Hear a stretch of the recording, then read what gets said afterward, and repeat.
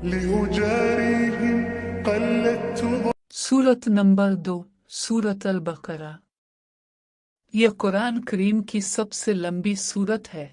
इसकी आयत 67-73 में इस गाय का वाक़या मज़कूर है जिसे ज़बह करने का हुक्म बनी इसराइल को दिया गया था। इसलिए इस सूरत का नाम सूरत अल-बकरा है, क्योंकि बकरा अरबी में गाय को कहते हैं। सूरत का आगाज़ इस्लाम के बुनियादी अकायद यानी तौहीद, रिसालत और आखिरत के बयान से हुआ है।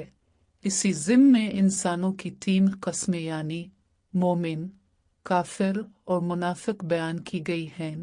फिर हज़रत आदम अलैहिस्सलाम की तख्लीक का वाक़या बयान फरमाया गया है ताकि इंसान को अपनी पैदाइश का मकसद मालूम हो। इसके बाद आयत के एक तवील सिलसिला में बुनियादी तौर पर खिताब यहूदियों से है जो बड़ी तादाद में मदीना मुनव्वरा के आसपास आबाद थे। उन पर अल्लाह ताला ने जो नेमतें नाजिल फरमाएं और जिस तरह उन्होंने नाशुक्री और नाफरमानी से काम लिया, इसका मुफस्सल बयान है। पहले पारा के तकरीबन आखिर में हज़रत इब्राहीम अलैहिस्सलाम का तज़किरा है, इसलिए कि उन्हें न सिर्फ यहूदी और ईसाई बल्कि अरब के बुत परस्त भी अपना पेशवा मानते थे।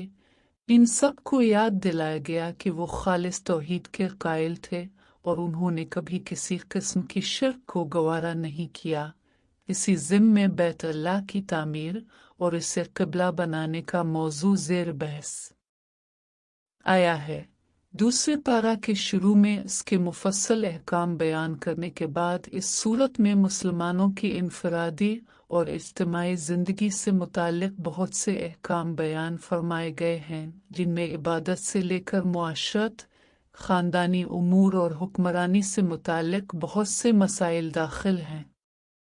यह सूरत मदनी है और इसमें 286 आयतें और 40 रुकू हैं।